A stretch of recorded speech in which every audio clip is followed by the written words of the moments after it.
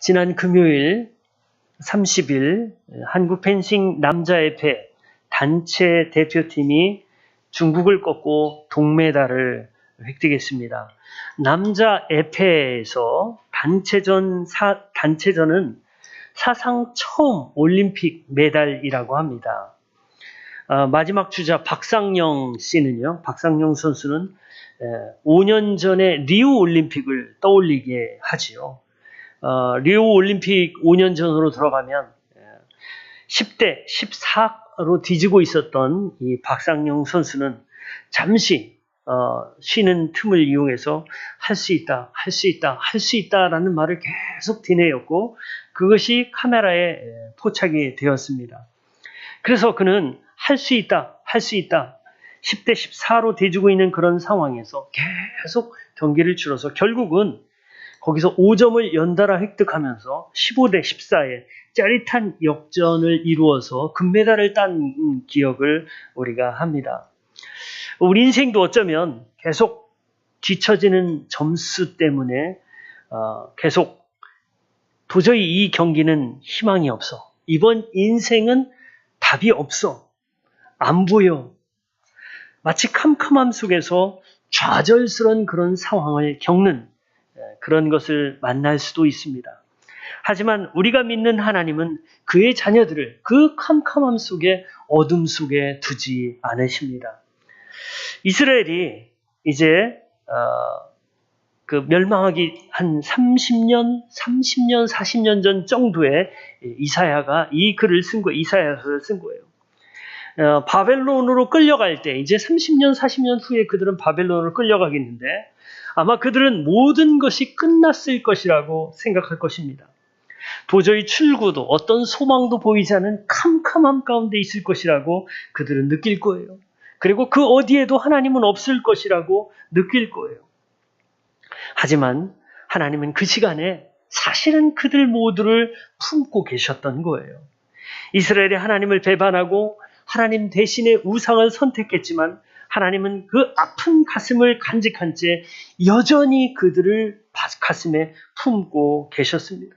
오늘 저는 여러분들과 하나님의 말씀을 통해서 캄캄함 속에 있는 주의 백성들이 어떻게 하나님의 은혜의 빛으로 나올 수 있는가를 말씀을 통해서 보면서 우리도 어떻게 하나님의 그 빛 가운데로 걸어갈 수 있는지를 함께 나눠보고자 합니다. 자, 오늘 본문의 상황 속으로 들어가 볼까요? 아직 유다가 멸망한 것은 아니에요. 아직 30년, 40년 정도 후에 유다가 멸망해요. 왜 멸망할까요?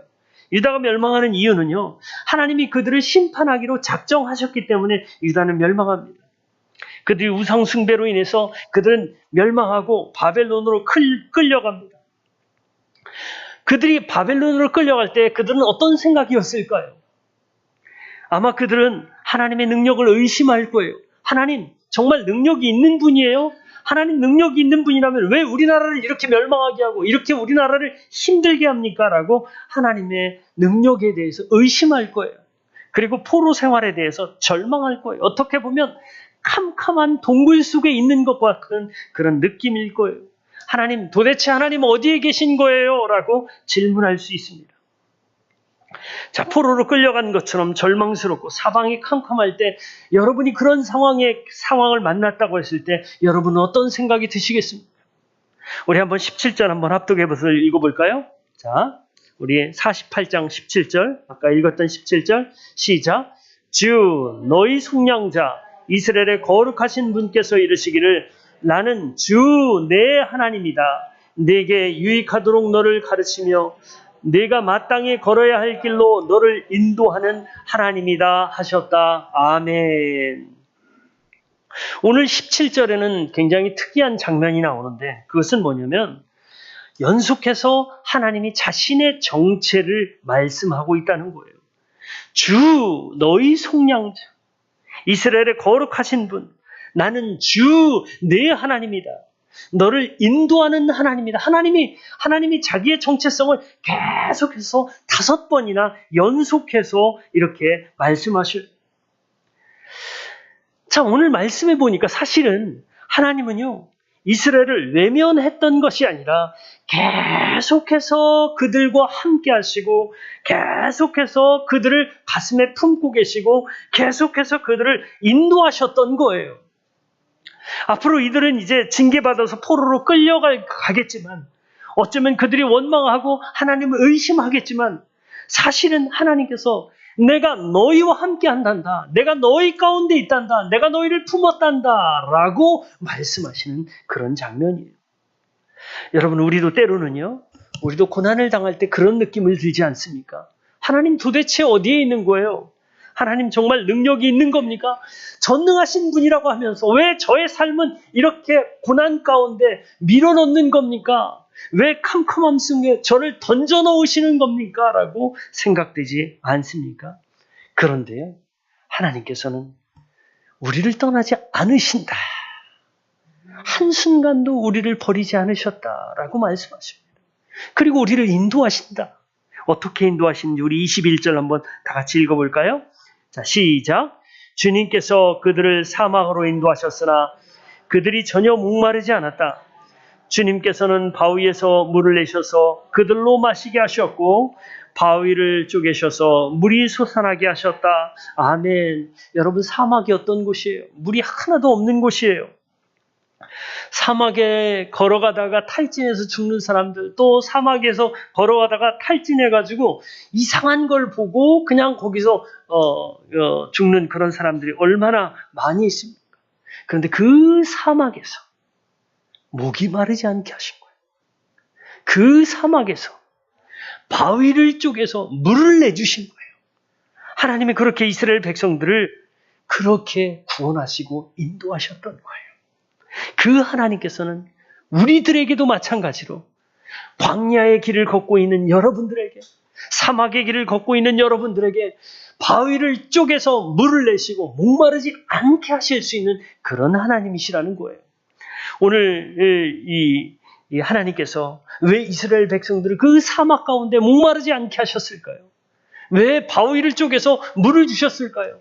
하나님은 왜 도대체 이스라엘 백성들에게 그렇게 해주신 거예요? 왜냐하면 하나님은요, 이스라엘에 대한 사랑 때문에 그들을 그렇게 구원하셨습니다. 17절에 속량이라는 단어는 가을이라는 단어인데요. 속량이라는 단어는 값을 지불할 능력이 없는 사람을 위해서 대신 값을 지불해주고 그 사람을 구원하는 걸 얘기해요. 이스라엘 백성들은 하나님의 은혜에 대해서 갚을 능력이 전혀 없어요.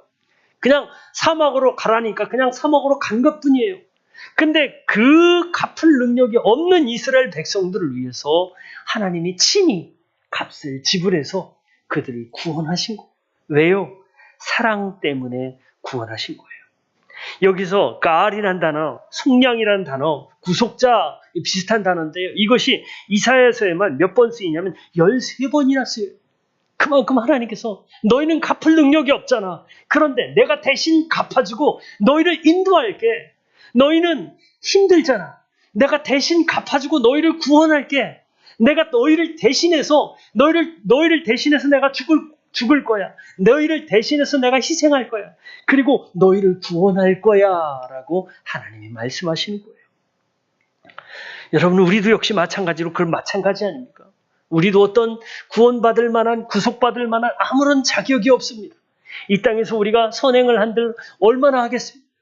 우리가 뭐 잘하는 거 조금 잘한다고 해서 우리가 얼마나 잘하겠어요? 우리는 하나님 앞에 아무런 그런 자격도 없습니다.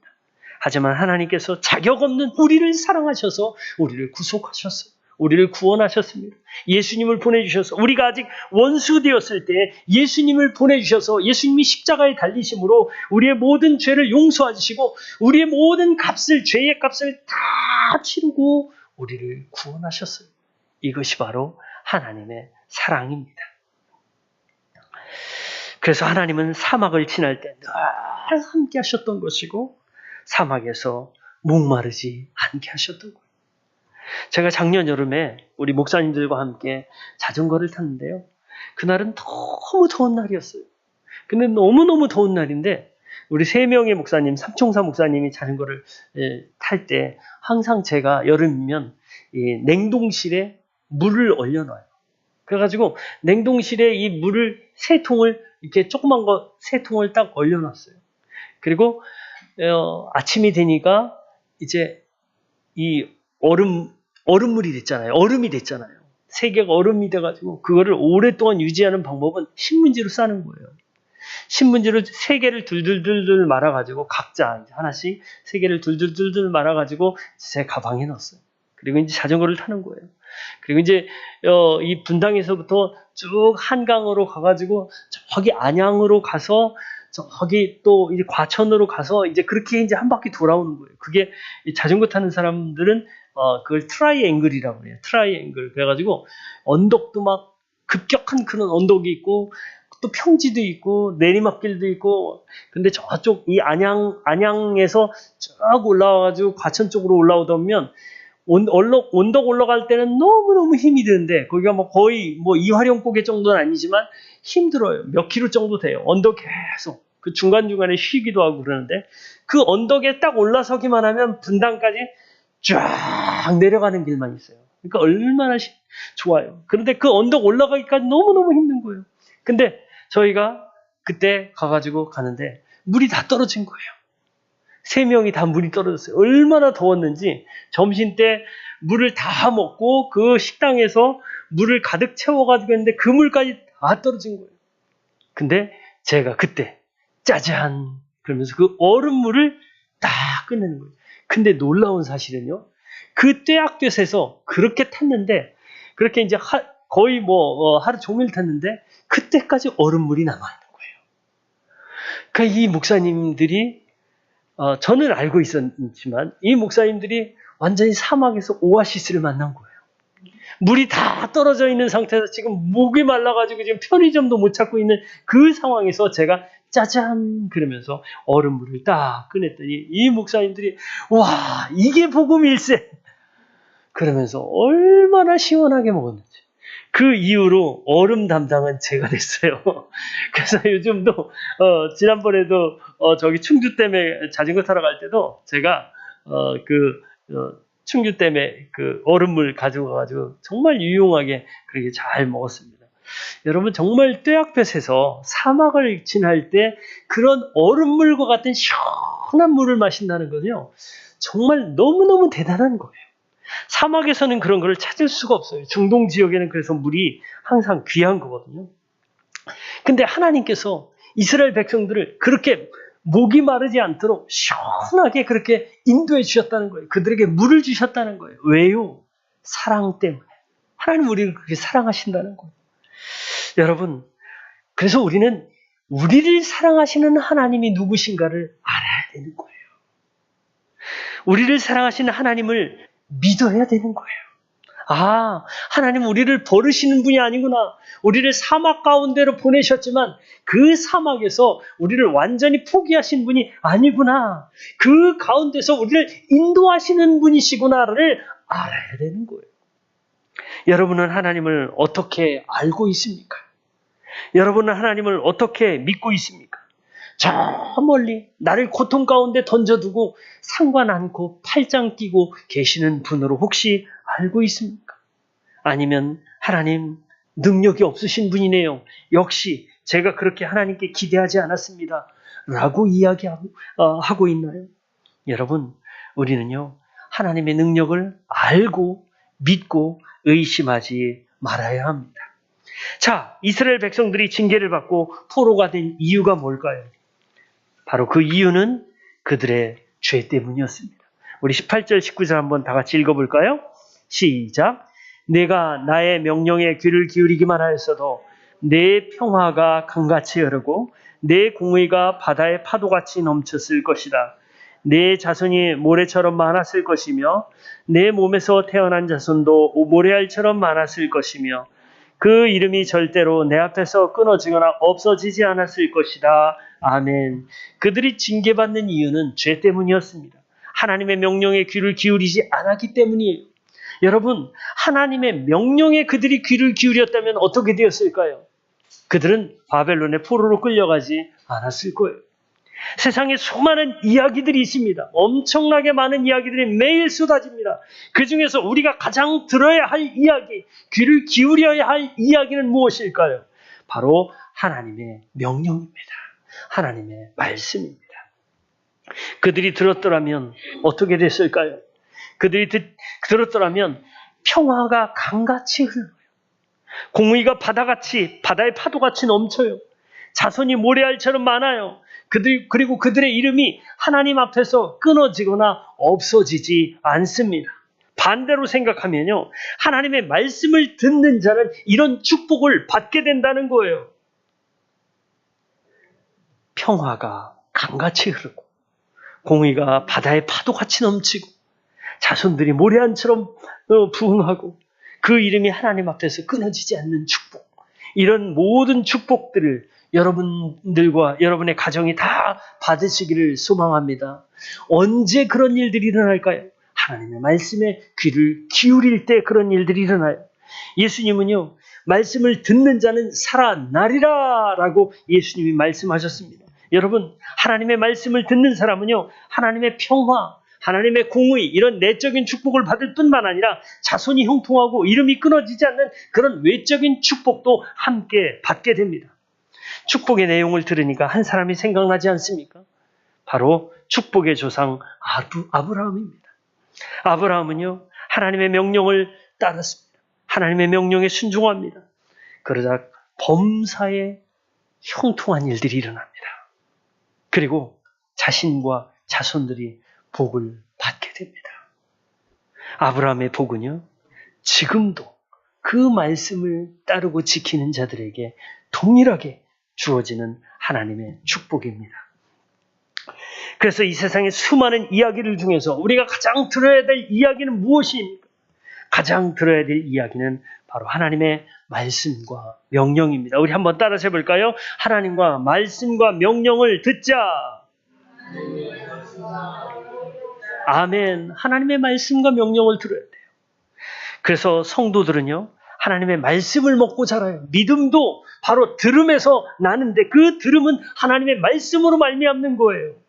사탄은 죄짓게 하는 말로 우리를 유혹합니다. 우리를 믿음에서 떨어지게 하는 말들을 해요. 하지만 하나님의 말씀은 살리는 말, 생명을 주는 말, 축복을 주는 말이에요. 이번에 양궁 선수 중에 안산이라는 선수가 있어요. 이 20살짜리인데요. 이 안산 선수가 처음에는 김재덕 선수하고 남녀 혼성으로 나왔는데 사람들이 헷갈렸대요. 도대체 남자예요, 여자야? 남자 둘이 나와서 하는 것 같은데 알고 보니까 여자였던 거예요. 머리도 이렇게 커트를 해가지고 그렇게 잘생긴 남자인가 보다 이렇게 알고 봤더니 나중에 알고 보니까 여자예요. 그래서 이 안산 선수에게 막 사람들이 댓글로 막 비난을 한 거예요. 너는 남자니 여자니 뭐 그러면서 이제 막 이렇게 비난을 막 한 거예요. 그러면서 페미니스트 뭐 논쟁 뭐 이런 것들을 막 이렇게 한 거예요. 그때가 이제 지금은 3관왕을 땄지만 2관왕 땄을 때 이제 막 인터넷에서 안산 선수에게 막 그렇게 비난을 한 거예요, 사람들이. 그러니까 안산 선수가 거기에 이렇게 딱 댓글을 달았어요. 방콕 열폭 때 금메달 2관왕. 이렇게 딱 몇 글자 안 되는 거를 딱 답장으로 달았어요. 그게 뭐냐면 방에 콕 처박혀가지고 열등감 폭발하는 사람 대 금메달 2관왕. 이렇게 얘기한 거예요. 아주 재치 있게 그렇게 얘기를 한 것이 이제 신문 기사에 나왔어요. 자, 지금 이 안산 선수가 금메달을 땄을 때 그거를 질투하고 시기하고 온갖 나쁜 말로 막 그렇게 하는 사람들이 있어요, 아직도. 지난 시간에 우리가 지난 수요 예배 때 우리가 말씀을 나눴지만 바로 그게 살인하는 거거든요. 살인죄를 저지르고 있는 거예요. 다른 사람의 마음을 아프게 하고 후협하고 상처 주는 것들이 살인죄예요. 근데 그런 것들에 대해서 정말 저는 이 선수가 너무 대단하더라고요. 그런 거에 굴하지 않고 당당하게 탁 이렇게 댓글을 달면서 나는 너의 그런 말들에 대해서 실망하지 않아 라는 그런 메시지를 준 거예요. 여러분, 사탄은 오늘도요, 그렇게 공격하고 있어요. 너 별거 아니잖아. 너 아무것도 아니잖아. 네가 하면 얼마나 하겠어. 너는 이런 죄도 있고, 너는 이런 죄도 있고, 너는 이런 것 때문에 너는 안 돼. 라고 사탄은 계속해서 우리에게 이야기해요. 근데 우리가 들어야 될 이야기는 사탄의 이야기가 아니에요. 들어야 될 이야기는 사탄의 이야기가 아니라, 죄짓게 하는 이야기가 아니라, 우리를 믿음에서 떨어지게 하는 그런 이야기가 아니라, 생명을 주는 이야기, 축복을 주는 이야기, 은혜를 받는 그런 이야기들을 들어야 되는 거예요. 저는 여러분들이 어떤 이야기에 익숙해 있는지 저는 알 수 없습니다. 하지만 사탄의 부추김이 대신에 하나님의 음성을 듣는 저와 여러분들 되기를 소망합니다. 자, 이제 우리는 하나님이 어떤 분이신가를 알았어요. 그리고 우리가 무엇을 들어야 될지도 알았습니다. 자, 이제 그러면 우리는 어떻게 해야 할까요? 어떻게 해야 될까요? 어떻게 해야 되냐면, 이제 그곳에서, 하나님이 나오라고 한 곳에서 나와야 되는 거예요. 감옥에서 형벌을 받던 사람에게 이제 다 끝났으니 나가십시오라고 하면 여러분 어떻게 하겠습니까? 나와야 되겠죠. 이스라엘 백성들에게 주님이 말씀하십니다. 우리 20절 다 같이 한번 합독해서 읽을까요? 시작. 너희는 바벨론에서 나오너라. 바빌로니아 사람들에게서 도망하여라. 그리고 주님께서 그의 종 야곱을 속량하셨다 하고 즐겁게 소리를 높여서 알려라. 이 소식이 땅끝까지 미치도록 들려주어라. 아멘. 자, 이제 하나님이 어떤 분이신가를 알았어요. 그리고 하나님의 말씀을 들어야 된다는 사실도 알았어요. 이제는 우리는 어떻게 해야 되냐면, 이제는 하나님께서 그곳을 나가라. 그곳은 멸망할 곳이야. 그 멸망할 자리를 나와라라고 말씀하실 때 바로 거기에서 나와야 되는 거예요. 바벨론, 그리고 그 사람에게서 도망하라, 이 말은요, 쫓겨가듯이 도망하라는 말이 아니라 그곳을 빨리 벗어나라. 왜요? 바벨론은 장차 페르시아에게 멸망당해요. 아주 처절하게 멸망을 당하고 심판을 당합니다. 그렇기 때문에 오늘 이 말, 거기서 나오라라는 그런 말씀은 멸망자들과 함께 있지 말라라는 그런 말이에요. 실패하는 많은 사람들의 특징은 뭔지 아십니까, 여러분? 실패하는 많은 사람들의 특징은 죄에 있는 자리를 계속 지킵니다. 멸망하는 자리에서 나오지 않습니다. 심판의 자리에서 안 나옵니다. 그래서 그들은 그 심판자들과 함께 멸망당하는 거예요. 하지만 그곳에서 나온 사람들, 죄의 자리, 심판의 자리, 저주의 자리, 멸망의 자리에서 나온 사람들은 어떻게 될까요? 하나님의 은혜를 충만하게 받게 됩니다. 자, 그들이 나오면서 해야 될 일이 있어요. 그게 뭐냐면, 주님이 그의 종 야곱을 속량하셨다 하고 소리를 높여서, 즐겁게 소리를 높여서 알리는 거예요. 그러면서 이 소식이 땅끝까지 들려지도록 이야기해 주는 거예요. 여러분, 그래서 우리는요, 사실 우리 모든 지체들이 다 간증이 있어야 돼요. 어떤 간증이요? 주님이 나를 구원하셨습니다. 주님이 나를 속량하셨습니다. 이거를 즐겁게 소리 외쳐야 돼요. 여러분, 주님이 여러분을 구원하셨다는 사실을 믿습니까? 여러분, 그걸 확신합니까? 여러분, 그렇다면 이 이야기를 소리 높여서 외쳐야 돼요. 주님이 나를 속량하셨습니다. 나를 구원하셨습니다. 그리고 그것을 땅끝까지 들려주어야 합니다. 잠시 심판의 자리에서 고통당할 수 있지만 하나님이 속량하셨을 때 그 자리로 우리는 나와야 돼요. 나오면서 하나님의 구원을 즐겁게 소리 높여서 알리고 땅끝까지 그 사실을 들려주어야 합니다. 구원의 은혜는 언제 누리게 될까요? 바로 심판 자리에서 나올 때 누리는 거예요. 그때 하나님의 구원을 맛볼 수 있는 거예요. 죄의 자리에서 나올 때 하나님의 충만한 축복을 경험할 수 있는 거예요. 이스라엘 백성들이 애굽에서 나올 때 하나님의 구원을 맛보게 된 거예요. 아브라함의 조카 롯이 천사의 손에 이끌려서 소돔과 고모라라는 그 저주의 성에서 나올 때 그 가족이 구원받게 된 거예요. 우리 성도들은요, 죄의 자리에서 나와야 은혜의 자리로 나와야 돼요. 그리고 심판의 자리, 멸망의 자리에서 나와야 돼요. 대신 나오면서 구원의 기쁨을 소리쳐서 증거할 수 있어야 합니다. 여러분의 지금 자리는 어디에 있습니까? 여러분은 여전히 바벨론의 달콤함에 머물러 있습니까? 아니면 회복하시는 하나님을 따라 광야로 나오고 있습니까? 우리는 우상의 자리, 또 우상이 좋아하는 자리에서 나와서 하나님이 좋아하시는 곳으로 가야 합니다. 그곳이 바로 예배의 자리, 목장의 자리, 삶 공부의 자리입니다. 사랑하는 엘피스 성도 여러분, 우리는 먼저 하나님이 어떤 분이심을 알 때 우리 자신을 제대로 알 수 있습니다.